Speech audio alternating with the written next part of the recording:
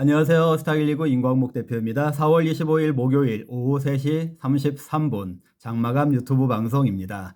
좀 전에 시장이 마감을 했고요. 지금 시간이 3시 33분, 3자가 3개가 있네요. 저는 3자하고 7자를 좋아합니다. 자, 오늘은 또 시장에 대해서 여러분들과 같이 살펴볼 거 살펴보고 또 여러분들이 배우셔야 될 것들도 중요한 내용들을 많이 준비해 두었는데요. 제가 평상시에 장마감 유튜브 방송을 너무 시간을 오래 끌지 않기 위해서 보통 40분 이내로 설정을 해 놓는데 오늘은 좀 중요한 내용들이 있어서 그 시간 설정을 설정을 하지 않고 그냥 길게 촬영에 들어갈 수 있도록 세팅을 해놨습니다. 그래서 저도 좀 천천히 여유로운 마음으로, 왜냐하면 오늘은 좀 여러분들께 굉장히 좀 중요한 내용들로 꼭 알려드리고 싶은 내용들이 있으니까요. 여러분들도 그런 생각으로 여유 있게 오늘 저의 방송을 같이 따라오시면 좋을 것 같습니다. 자, 오늘은 메인 주제로 미국 경제 지표, 지금 오늘이 목요일이죠. 목요일, 어제 오늘 내일까지 미국의 경제 지표와 실적 발표가 지금 계속 중요한 경제 지표 발표와 실적 발표가 이어지고 있기 때문에 이런 지표와 실적들이 시장에 또 굉장히 중요하게 작용을 하고 있는 그런 분위기이기 때문에 이 두 가지 지표와 실적에 대해서 오늘 좀 꼼꼼하게 여러분들에게 같이 좀 확인을 해봐야 될 부분들을 말씀을 드리려고 하고요. 그리고 증시 용어로서 변동성이라는 말과 방향성에 대해서 여러분들께 좀 의미를 짚어드리는 시간을 가져보려고 하고요. 그리고 또 그 외에 오늘같이 폭락하는 장세에서 어떻게 대응하면 좋은지에 대해서 여러분들에게 벤치마크가 될 수 있도록 제가 좀 보여드릴 수 있는 것들을 준비를 해봤습니다. 자, 오늘 시장 어떻게 보셨습니까? 어제 급등했다가 오늘 급락 이렇게 나왔는데요. 오늘 시장을 하나의 어떤 기업의 CI를 가지고 제가 한번 보여드릴게요. 자, 어떤 기업이냐면요, 하나은행. 하나은행에 지금은 외환은행하고 KEB 외환은행하고 합병이 됐기 때문에 KEB 하나은행이라고 불려지는데, 지금 이 CI를 보시면은 빨간색, 이렇게 그린색 해서 히읗자를 나타내는 모양인데, 이 마크가 처음 나왔을 때, 저도 아무래도 상경 계열 전공이니까 은행권에 근무하고 있는 친구들도 있지 않겠습니까? 하나은행에 근무하는 친구들이 이 마크가 처음 나왔을 때 뭐라고 얘기를 했냐면요, 미친 X 널뛰는 모양이다, 이렇게 말을 했었어요. 미친 X 널뛰는 모양이다, 이렇게 말을 하면서 같이 웃었던 적이 있는데, 오늘 시장에 좀 그런 모습이 아니었을까. 마치 미친 X가 널뛰듯이 어제는 급등하더니 오늘은 또 급락하는 그런 장세가 나왔죠. 자, 그런 의미에서 오늘 같은 장세를 여기 보시면은 변동성 장세, 변동성이라는 말을 쓸 수가 있겠는데요. 여러분들이 변동성에 대해서 한번 의미를 조금 좀 더 디테일하게 좀 생각을 해보실 필요가 있어서 오늘 제가 아이고, 이게 나왔네. 잠깐만요.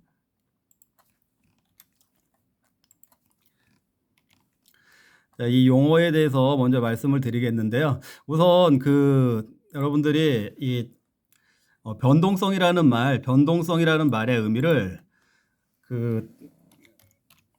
제가 중의성이라고 이렇게 표시를 해놨는데, 중의성이란 얘기는 한 가지 뜻만 있는 게 아니고 중복이 되는 뜻이 있다, 그런 의미로서 중의적이다라는 이렇게 표시를 해놨는데, 변동성 역시 오늘 같은 의미에, 오늘같이 어제 급등 오늘 급락 이런 것을 변동성 장세라고 부르는 게 맞고요. 그런데 이제 가끔 이런 경우가 있어요. 어떤 경우가 있냐면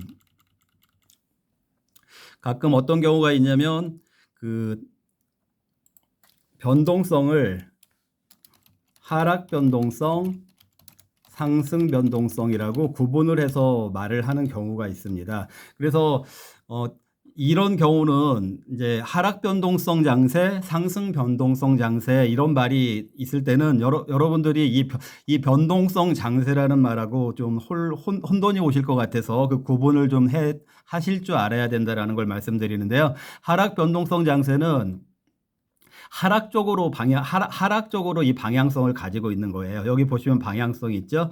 이 하락적으로 방향성을 가지고 있는데 그 하락하는 폭이 굵직굵직하게 하락을 하는 거예요. 그러니까 오늘 폭락하고 또 내일 폭락하고 이런 그 폭락의 그 장세에 하락하는 폭들이 크게 작용을 하면서 하락적으로 방향성을 갖고 있을 때는 하락 변동성 장세라고 말을 하고요. 반대로 상승적으로 상승하는 폭이 넓으면서 그 상승 쪽으로 방향성을 가져가고 있을 때는 상승 변동성 장세라고 그렇게 이제 구분을 해서 여러분들이 생각을 하시는 게 좋고 그러다 보니까 이제 제 유튜브를 들으신다든지 아니면 다른 시황 같은 거를 들으실 때 그 하락 변동성을 확대하고 있다 이러면은 이 변동성의 의미가 뭐 플러스 같다 마이너스 같다 그런 변동성을 의미하는 게 아니고 하락 쪽으로 하락해가는 그 폭이 커져가고 있다 이런 의미로 여러분들이 해석을 하셔야 된다라는 것입니다.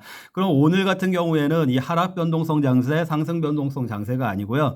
그냥 변동성 장세라고 말을 하는데 이게 이제 왜냐하면 오늘 같은 그 장세를 제가 변동성 장세다 이렇게 말을 하는 경우에는 이 하락 변동성이나 상승 변동성을 얘기하는 것이 아니고 어제처럼 갑자기 2% 정도 급등을 했었잖아요. 그리고 나서 또 오늘 또 그 정도 수준의 급락을 하고 또 하이닉스 같은 경우에 5% 급등했다가 오늘 5% 급락하고 이런 그 방향성이 없이 나오는 변동성 장세라는 거를 여러분들이 구분을 해서 좀 이해를 하실 줄 알아야 되고 이런 그 지금 빨간색으로 표시한 그 변동성 장세에서는 이런 장세를 장세가 나타나면은 그 모든 사람들이 다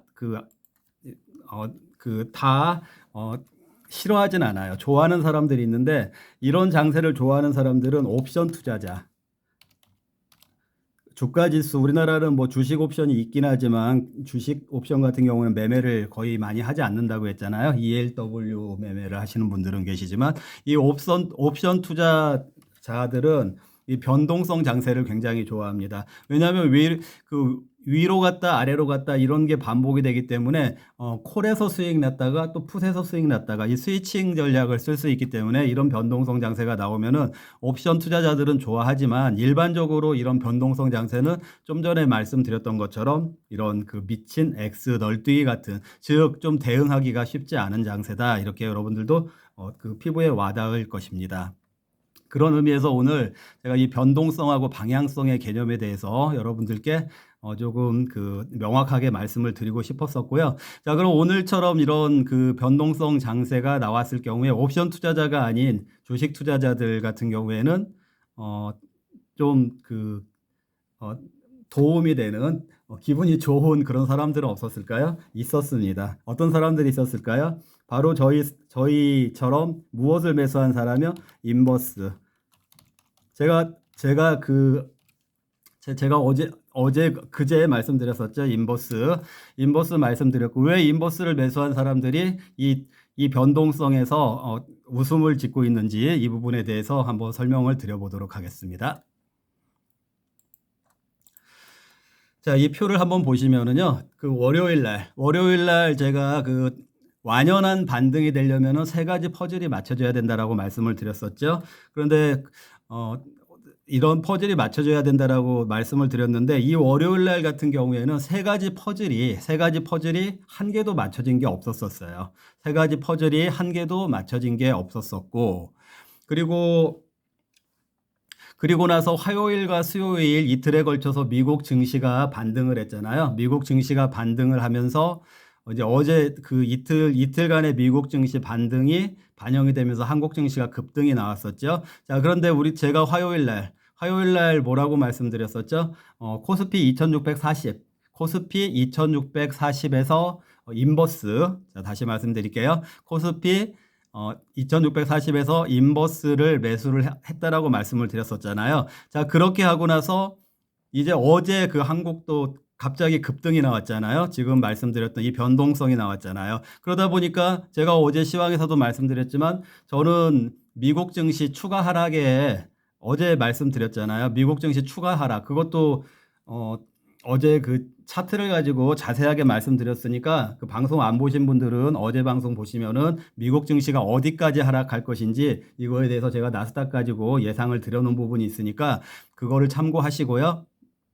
그런 그 정황으로 인해서 어제 급등한 부분, 어제 급등 장세를 저는 인정하지 않는다라고 말씀을 드렸고, 그러다 보니까 어제 급등한 자리에서 인버스 추가 매수가 됐겠죠. 자, 화요일 날, 그리고 화요일 날 인버스 매수, 그리고 어제 이제 화요일 날 2640 인버스 매수, 자, 그리고 수요일 날 2680 인버스 추가 매수. 이렇게 그 포지션이 구축이 된 것입니다. 자, 그런데 이런 변동성 장세가 나오면서 오늘 다시 코스피 2630선으로 확 밀려버렸잖아요. 그렇게 되기 때문에, 그렇게 됐기 때문에 어떻게 됐을까요? 코스피 2680, 즉 어제 인버스에서 그 추가 매수한 인버스는 충분히 수익이 났을 거 아니겠습니까? 일단 그 반절은 오늘 수익 실현. 그리고 이제 다시 2640에서 갖고 있던 그 인버스만 홀딩해 가면서 이제 그 주가가 계속 더 흘러내린다라면은 플러스 알파의 수익이 가능하다. 이렇게 우리는 전략을 가져간다라고 말씀을 드렸고, 오늘 시장까지 이런 변동성이 나오면서 저의 예상대로 시장이 돌아가고 있다. 자, 이제 미국 증시가 어떤 모습으로 갈 것인지 제가 어제 중기적으로라고 하는 얘기는 제가 한 6주 정도의 일정으로 미리 6주 정도의 일정으로 미리 예상을 드린 부분이 있으니까 방송 안 보신 분들은 어제 그 장마감 방송 꼭 보시고요. 그 이제 한국하고 미국 증시가 아무리 이렇게 구분적으로 한다고 하더라도 미국 증시가 추가적으로 많이 하락한다고 하면은 한국 증시가 그것을 피해갈 수가 없잖아요. 자, 그런 부분들에 있어서 여러분들 제가 그 포트폴리오 그 대응을 이 시황 예측을 참고해서 하셔야 된다라고 말씀을 드렸었죠. 그런 부분들도 다 그 방송에 나와 있으니까 그 방송 안 보신 분들은 꼭 다시 한번 시청을 해보시기 바랍니다. 자, 오늘 자, 우선 그 메인 주제로 가기 전에요. 제가 이 하락장 그 단타 성공 벤치마크 좀 전에 인버스 얘기도 했으니까 이거에 대해서 하나 더 보여드리고, 자, 이걸 보여드리는 이유는 물론 그 저의 그 시장에 대한 그 분석 실력이나 포트폴리오 구사 실력 이런 것들을 여러분들에게 어필하고 싶은 그런 동기가 없다 이렇게 말씀드리면은 거짓말이고요. 분명히 여러분들에게 어필을 하고 싶기 때문에 이런 걸 공개를 하는 건데, 물론 그 제가 어필을 해서 여러분들이 저의 고객으로 들어오시기를 바라는 마음이지만 그게 아니라고 하더라도 여러분들도 벤치마크를 하셔서 활용을 하실 수 있으면 여러분들에게도 큰 도움이 되는 거 아니겠습니까? 그런 의미에서 제가 지금 공개를 해드리는 부분을 다 같이 확인을 해보시기 바랍니다.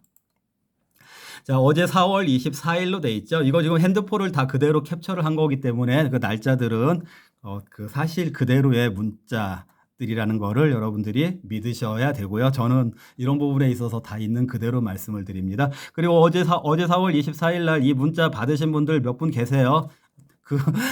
어제 뭐 칼국수 드시러 가신다고 댓글 달아주신 분, 어제 방송, 그분도 제가 어제 이 문자 보내드렸으니까, 알고 계실 거예요. 자, 그 보시면은 제가 그 전날 16,000원대 그 한양 ENG 후속 종목으로 16,000원대 우주 관련주를 하나 추천을 하겠다라고 했었고, 그 종목이 어제 10%, 장중에 한 12%, 13% 이렇게 수익이 올랐고, 사실 이제 16,000원대 추천 기준으로 하면은 거의 뭐 한 15% 정도 수익이 났어요.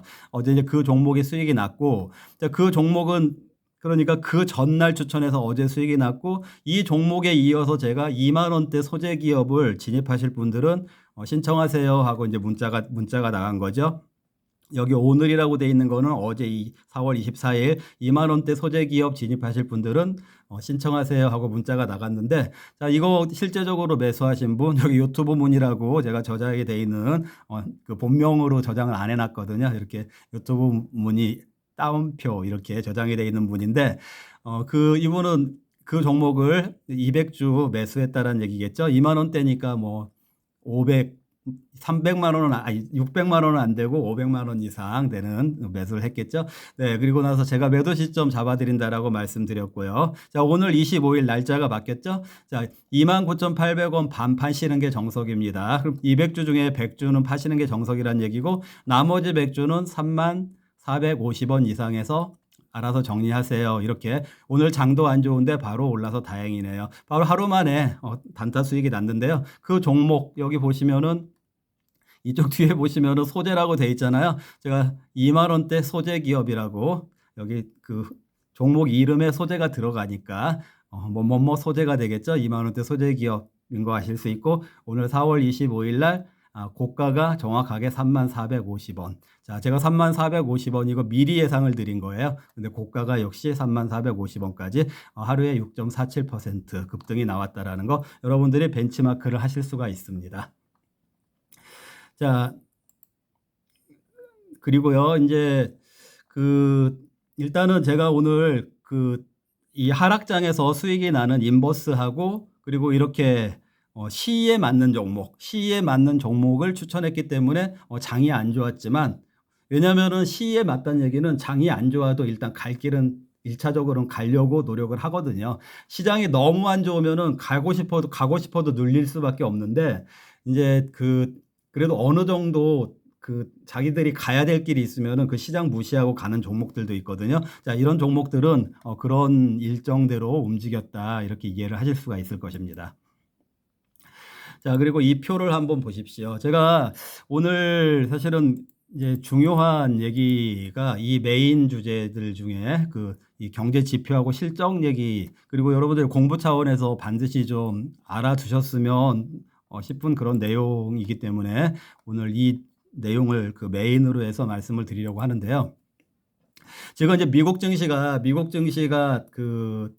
어제 24, 25 오늘이 25, 23, 24, 25, 3일에 걸쳐서 여러 가지 지표하고 실적이 발표가 되고 있는데 그 실적과 지표가 시사하는 점들이 굉장히 많이 있는 것 같아요. 실적과 지표가 시사하는 점들이 많이 있는 것 같고, 그리고 이제 제가 딱 한 달 전에는 제가 이맘때 좀 전후해서 무슨 말씀 드렸냐면은 그때 우리나라 증시들 주주총회 막 시즌이었잖아요. 그 주가 슈퍼위크라고 해가지고 주주총회들이 몰려 있었던 그때 막 그 주주총회에서 나오는 결과들 다 이렇게 소팅하느라고 굉장히 바쁘다고 말씀드렸던 거 기억나시죠? 그리고 그때 그런 종목들 가지고 단타 뭐 한미 같은 거 단타도 쳐드리고 이랬었잖아요. 그리고 기억나실 텐데 지금 이번 주에는 지금 이 지표들하고 실적 때문에 제가 좀 사실 너무 정신이 없이 바빠요.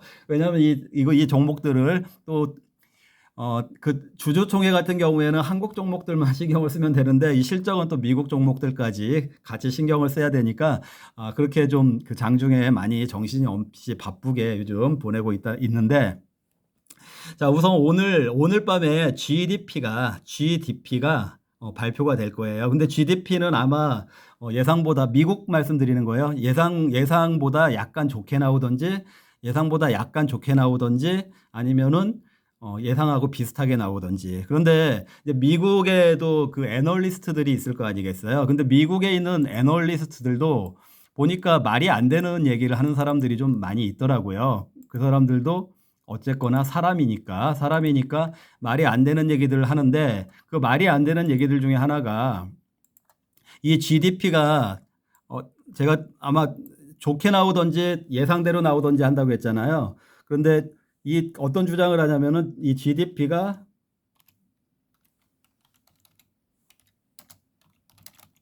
안 좋아야 금리 인하를 한다. GDP가 안 좋아야 금리 인하를 한다. 그러니까 GDP가 안 좋게 나와야 된다. 이렇게 얘기를 하는 그런 투자 전략가나 애널리스트가 있었는데 그 얘기는 정말 잘못된 얘기예요. 잘 들으세요. 이 GDP는 좋게 나오는 게 좋습니다. GDP는 좋게 나오는 게 좋은데 왜 좋게 나오는 게 좋냐면은요. 만약에 GDP가 안 좋게 나오면은요. 그냥 그거는 어 GDP 대비 뭐 주가가 높냐 안 좋냐 이런 차원 그런 차원이 되는 거예요. 그런 차원이 되기 때문에 GDP가 만약에 안 좋게 나오면은 오히려 지금 주가가 너무 비싸다 이렇게 해석이 돼 버리는 거예요. 그래서 GDP 대비로 너무 주가가 비싸다 해서 주가가 더 확 빠져버릴 수가 있게 되는 거예요. 그러니까 이 GDP 경제 성장률이 안 좋은데 너무 주가가 높다 해서 주가가 갑자기 급락할 수가 있기 때문에 이 GDP는 안 좋게 나와야 금리 인하한다 이런 논리를 말씀하시는 얘기를 하는 그런 투자 전략가나 애널리스트는 좀 잘못된 거고, 일례로 워렌 버핏 같은 경우에는 투자할 때 그 버핏 지수라고 해가지고 GDP하고 그 시가총액하고 비교해서 투자를 하잖아요. 그런 맥락하고 비슷하게 제 얘기를 이해를 하시면 돼요. 그래서 GDP는 무조건 좋게 나오는 게 증시에 도움이 된다 이렇게 생각을 하시면 돼요. 그러니까 GDP가 좋게 나오면 그래도 우리 주가를 설명할 만큼의 GDP 성장률을 갖고 있구나 이렇게 해석이 된다라는 거죠. 그래서 이 GDP는 좋게 나오는 게 좋다라는 쪽으로 여러분들도 그런 그 개념을 가지고 계시면 되고요. 자, 그리고 이제 며칠 전에 이 PMI가 발표가 됐는데 이 PMI는 이제 용어들이 좀 어려우니까 이제 이게 뭔지 정확하게 모르시는 분들도 계시겠지만 제가 이제 간단하게 설명을 드리면 일종의 이 PMI 지수는 설문이라고 생각을 하시면 돼요. 설문조사라고 생각을 하시면 되고 이게 이 PMI 조사를 하는 기관이 ISM이라는 데서 ISM이 그 공급자 협회 ISM이라는 데서 그 공급자 협회라는 데서 이 PMI 조사를 해요. 누구를 대상으로 조사를 하냐면은 그 미국 기업들이겠죠. 기업들의 구매자를 대상으로 설문조사를 해요. 그래서 이제 그 구매자들이 여러 가지 그 물가라든지 자기들 재고라든지 아니면은 뭐 앞으로 그 수요라든지 이런 거를 다 예측을 해서 이 구매자들이 그 공급자들 ISM 그쪽에서 이제 자기들이 필요한 거를 주문을 하게 될 거 아니겠어요? 그렇기 때문에 이 구매자들이 그 실물 경제에서 가장 피부를 느끼고 있다라고 생각을 할 수가 있는 거죠. 그래서 이 사람들을 대상으로 해서 이 설문 조사를 여러 가지 그 질문을 가지고 설문 조사를 하는데 이게 이제 보통 50을 가지고 점수 50을 가지고 50보다 높게 나오면은 이 PMI가 50보다 높게 나오면 경기가 좋다 이렇게 해석을 하고 만약에 50보다 나쁘게 나오면은 경기가 안 좋다 이렇게 해석이 되는 거예요. 무슨 말씀인지 아시겠죠? 자, 그러면 이 PMI에 대해서는 이 GDP는 기초 체력을 나타내는 거기 때문에 이 GDP는 좋게 나오는 게 좋다고 말씀드렸잖아요. 기초 체력이니까. 그런데 이 PMI는 기초 체력이라기보다는 그 기간, 일정 기간에 있어서 그 경기가 이제 어떻게 그 체감 경기가 어떤지를 단기적인 그 설명을 해주는 그런 지표기 때문에 이 지표 같은 경우는 오히려 50보다 마이너스로 나오면은 경기가 위축이 되고 있구나 이런 신호가 될 수 있다라는 것이죠. 무슨 말씀인지 아시겠죠? 자, 그래서 마이너스보다 50보다 좀 적게 나오면은 경기가 좀 위축이 되고 있구나 이렇기 때문에 이게 좀 안 좋게 나오면은 그 금리 인하를 경기를 좀 살리기 위해서 지금 금리 인하가 계속 미뤄지고 있다고 했잖아요. 금리 인하를 할 수 있는 가능성이 좀 좋은 쪽으로 해석이 될 수가 있어요. 그런데 이제 마침 이틀 전에 미국에서 발표된 PMI는 그 제조업도 그렇고 서비스업도 그렇고 이 50보다 좀 약간 안 좋게 나왔어요. 그러다 보니까 이게 좀 안 좋게 나왔으니까 경기가 조금씩 위축이 되고 있는 이런 신호를 보여준 거죠. 그렇기 때문에 이제 연준에서도 아마도 지금 당장은 아니지만 이런 신호들이 누적이 되고 이 주가가 제가 이제 어제 차트 가지고 말씀드렸었죠. 어느 정도까지 더 추가 하락이 예상된다고 그 수준까지 추가 하락이 이루어지면 이런 PMI 이런 것들도 지표가 안 좋게 나오는 상태에서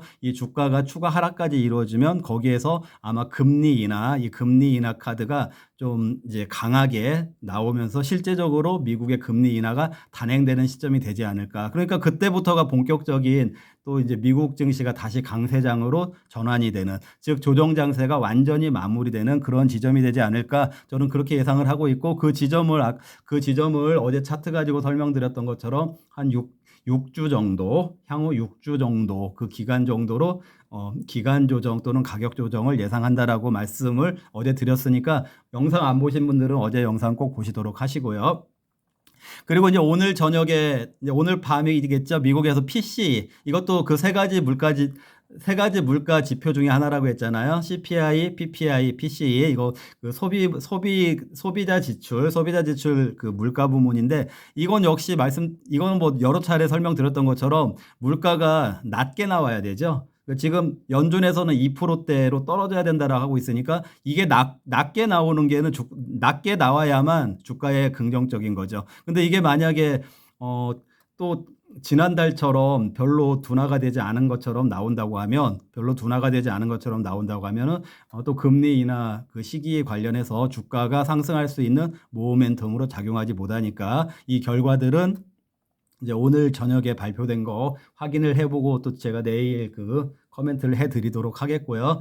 자, 그리고 미국 증시 실적 이제 실적 관련해서는 지금 그 매그니피센트 7이라고 해서 그 굉장히 좋은 종목들 애플 뭐 그 엔비디아 뭐 아마존 뭐 테슬라 뭐 이런 종목들이 있잖아요. 지금 실적 발표들을 하고 있어요. 그 메타도 그렇고 이제 실적 구글 이런 데들 그 실적 발표를 미국에서 하고 있는데 저는 지금 이제 실적 발표를 한 기업들도 있고 이제 오늘 저녁에 뭐 구글하고 아마 MS가 구글하고 MS가 오늘 실적 발표를 하는데 저는 이 기업들이 실적이 어떻게 나오냐 이거보다는 메타 말고요.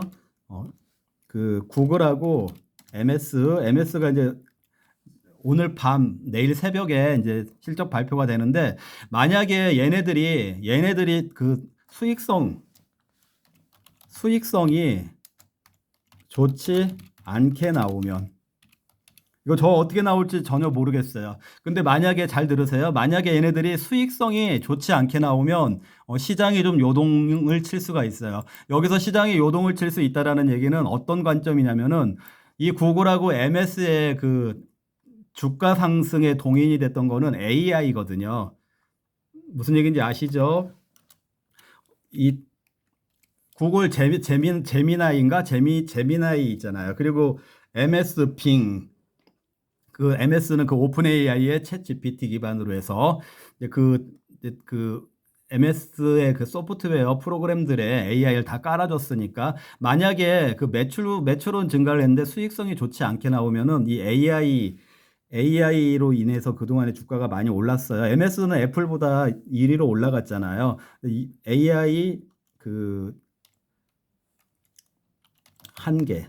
한계 인식을 할 수가 있게 된다. 저는 이렇게 보고 있습니다. 이게 무슨 말이냐면은요. 만약에 구글이나 MS가 수익성이 좋지 않게 나오면은 결국에는 엔비디아만 좋은 일을 시켰구나. 무슨 말씀인지 아시겠어요? 결국에는 엔비디아만 좋은 일을 시켰구나. 그래서 얘네들은 실제적으로 돈을 벌지 못했구나. AI로 인해서 그 외형적으로는 성장하고 외형적으로는 그 주가도 오르고 이런 그동안에 혜택을 누렸는데 이 수익성을 보니까 실제적으로 수익성 개선이 안 되더라. 이렇게 되면은 결국에는 이 AI 그 데이터 센터에다가 AI 슈퍼 컴퓨팅 같은 걸 하는 과정에서 필요했던 엔비디아 그 GPU 반도체 칩 이런 것들을 너무 비싸게 가져다 쓰다 보니까 수익성이 좋지 않았다. 이런 측면에서 이제 AI 관련으로 올랐던 종목들이 좀 어떤 한계를 인식하면서 주가가 좀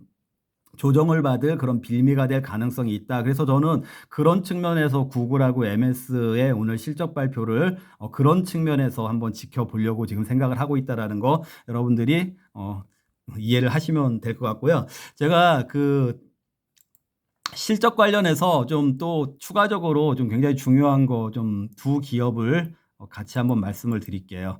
자, 일단 한국 기업 오늘 하이닉스.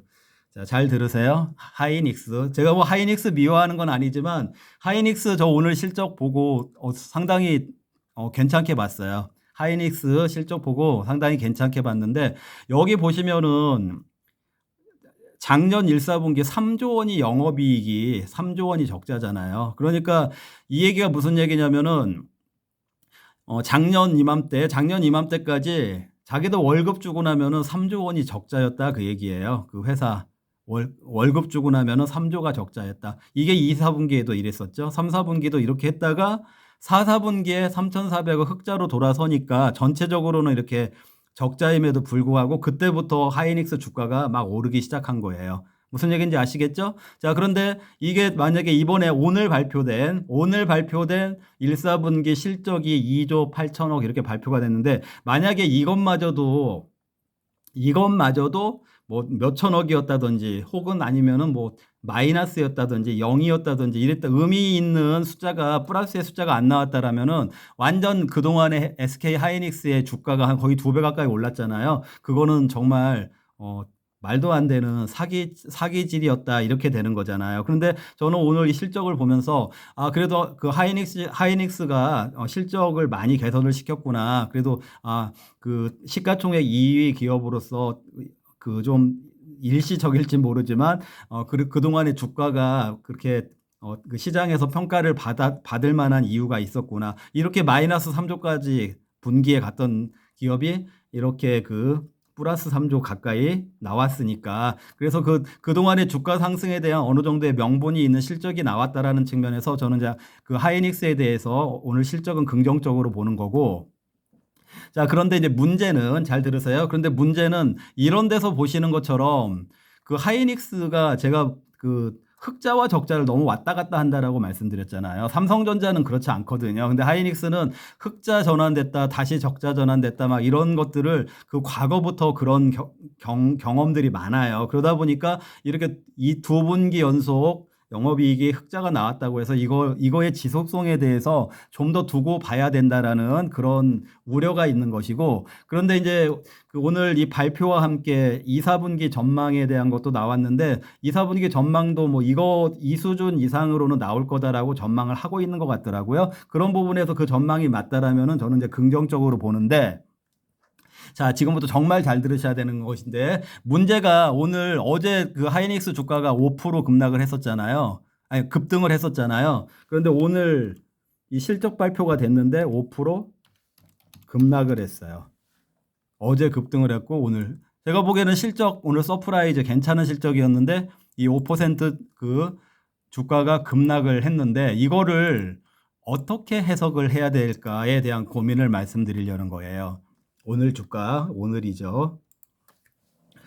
자, 이게 오늘 급락을 한 이유, 제가 봤을 때는 이렇게까지 급락할 이유는 없었을 텐데라고 생각이 들지만 어쨌든 급락을 했고 또 그것뿐만 아니라 만약에 그 지수가 아까 이제 미국 증시가 더 하락을 하게 된다라면은 한국 증시도 그 영향을 받을 수밖에 없으니까 지수가 더 하락을 하게 되는 수준으로 대비했을 때는 그 하이닉스 주가가 너무 높다라는 인식이 있었을 수가 있기 때문에 오늘 5% 급락이 나왔겠죠. 자, 그런 부분들이 있고 여기에서 이제 그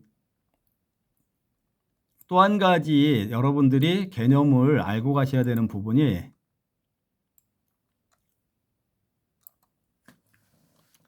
CAPEX.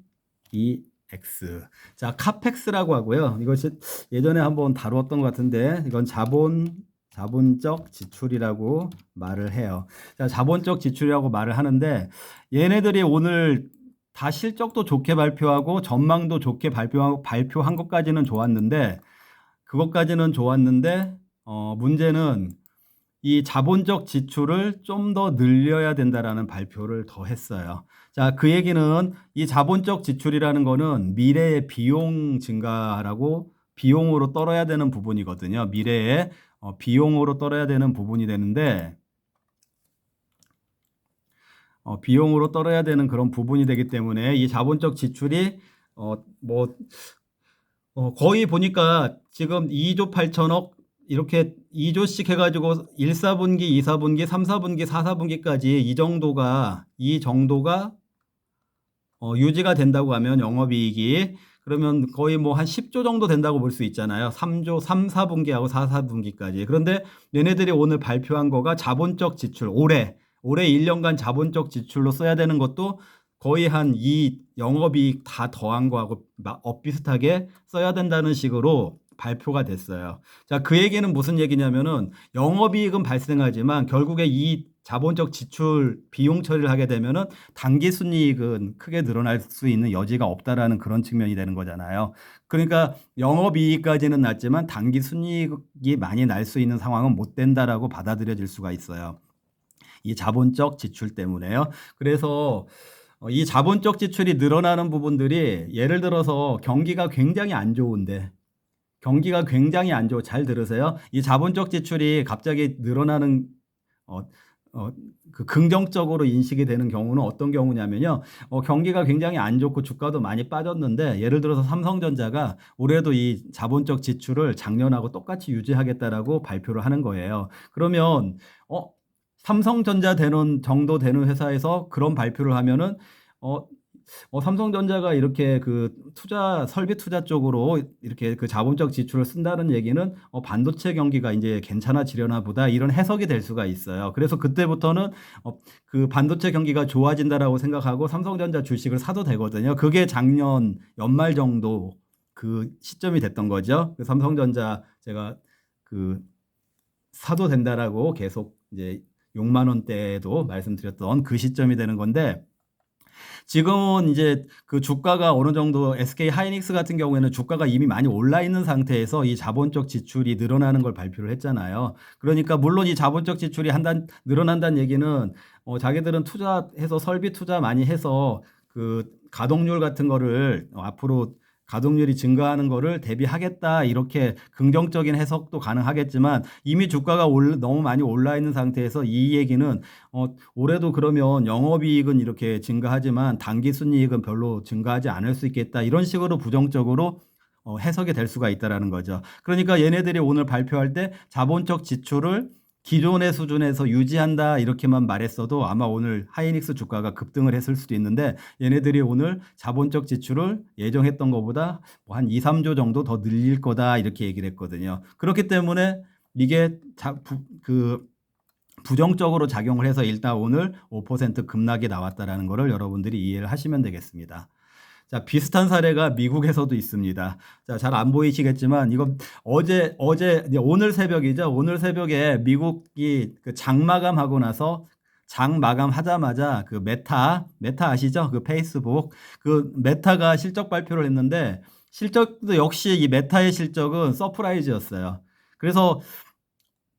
그래서 아까 제가 여기에서 그 구글이나 MS 이 수익성이 좋지 않게 나오면 이거 말씀드렸잖아요. 그런데 일단 메타는 그 AI 쪽이잖아요. 메타도. 그런데 수익성이 서프라이즈로 나왔어요. 그런데 구글하고 MS하고 메타는 좀 다르죠. 왜냐면은 이 구글하고 MS는 엔비디아 의존도가 크니까 그 메타는 그 자체적으로 그 GPU 같은 거 개발해서 쓰려고 한다고 했잖아요. 그런 의미에서 좀 차이가 있기 때문에 오늘 밤에는 구글 MS 실적을 봐야 된다는 얘기고 자 어쨌거나 그 구글은 하루 앞서서 오늘 우리나라 시간으로 새벽에 미국 증시가 끝나자마자 이렇게 그 실적을 발표했는데 서프라이즈 실적을 발표를 했어요. 매출이 27% 급증했다고 이렇게 나오잖아요. 그런데 순이익도 예상치를 뛰어넘었다고 그런데 미국 증시가 끝난 다음에 그 시간의 거래에서 장 마감 후 시간의 거래에서 이 메타가 그 주가가 급락을 하고 있어요.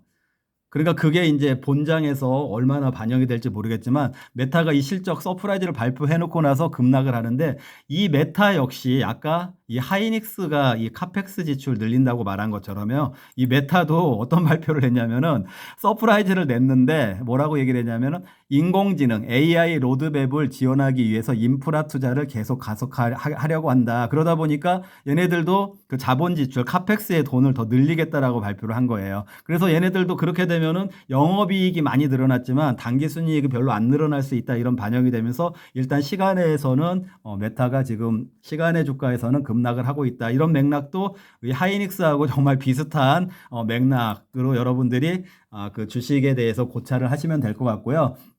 하지만 이제 조금 장기적으로 본다라고 하면은 저는 메타 이런 호실적 나온 부분들 긍정적으로 보고 메타는 좀 제가 좋게 본다라고 여러 차례 말씀드렸었고 또 하이닉스도 뭐 주가 대비로는 아니지만 저는 한때는 하이닉스가 15만 원도 15만 원도 비싸다고 생각한 적이 있었는데 이 정도 실적이라면은 뭐 그래도 하이닉스가 아무리 조정을 받아도 한 15만 원은 유지하지 않을까 이런 저의 그 하이닉스에 대한 생각의 변화가 있었습니다. 물론 이제 하이닉스의 그 이 실적이 또 향후에도 오늘 그 공언한 것처럼 그런 실적들이 유지가 되는지 또 HBM 이런 부분들이 호실적이 유지가 되는지 이런 부분들을 고려를 해야 되겠지만요. 근데 그 이전에 만약에 미국 증시가 조정을 더 받는다면은 아무리 실적이 좋아진다고 하더라도 SK 하이닉스나 삼성전자 조정을 추가적으로 받을 수밖에 없을 것 같고요.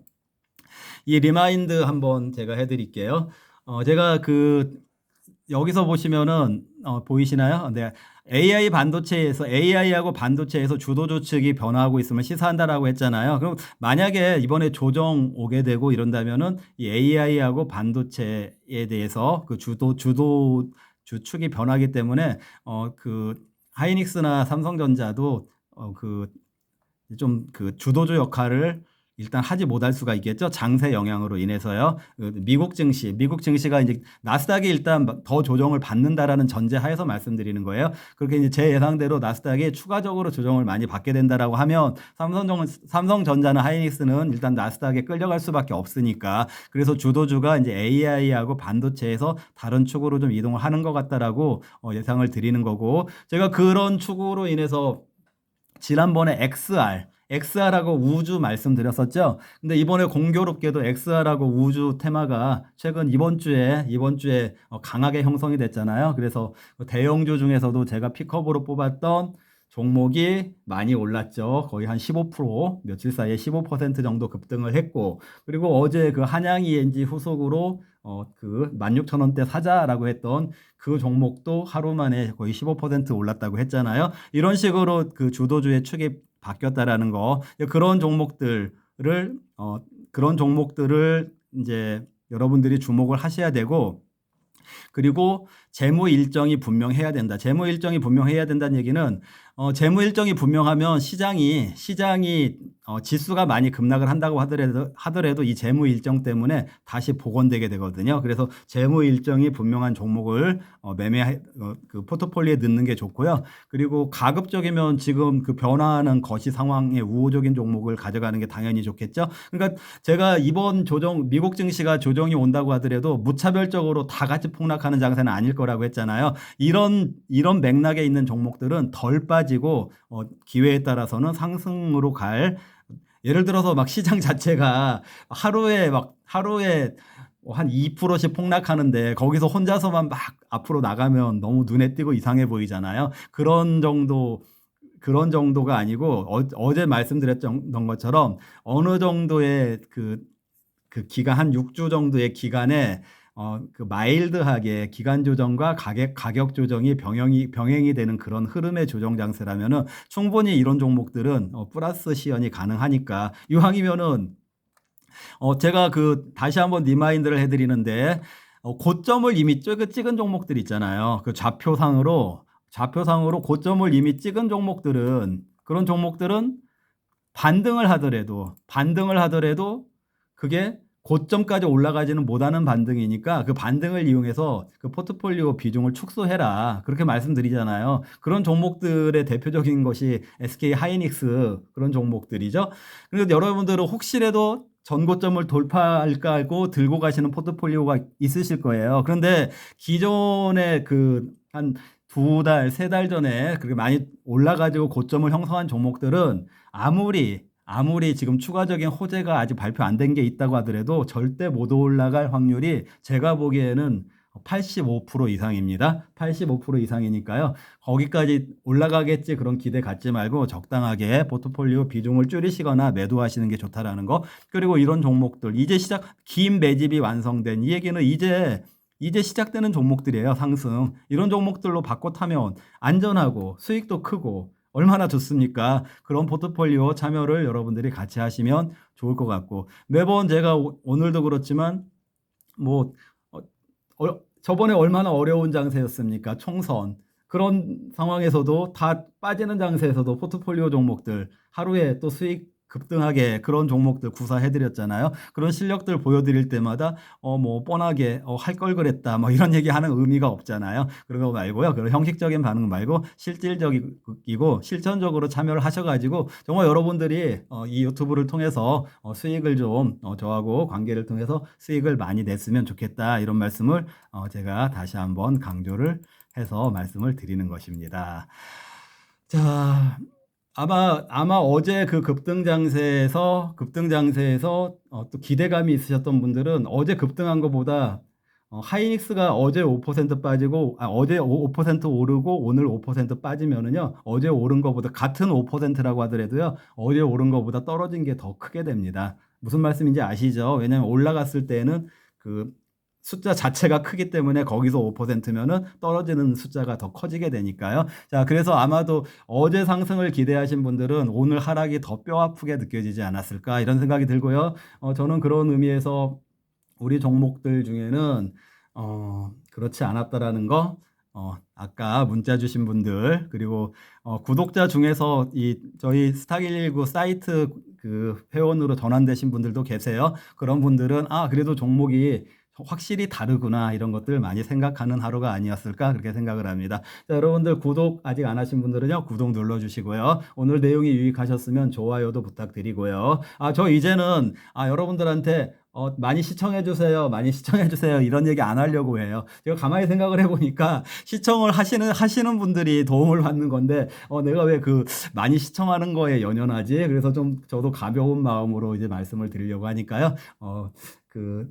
여러분들이 그 적극적으로 필요한 내용이니까 여러분들이 찾아서 시청을 해주시면은 저도 저의 컨텐츠를 그렇게 사랑을 해주시면 좋겠다 그런 마음에서 그런 말씀을 드리는 거고요. 좋아요도 다시 한번 안 누르신 분들은 부탁을 드리겠습니다. 자, 오늘 하루도 잘 마무리하시고요. 내일 또 주말을 앞둔 불금 마지막 방송에서 인사를 드리겠습니다. 감사합니다.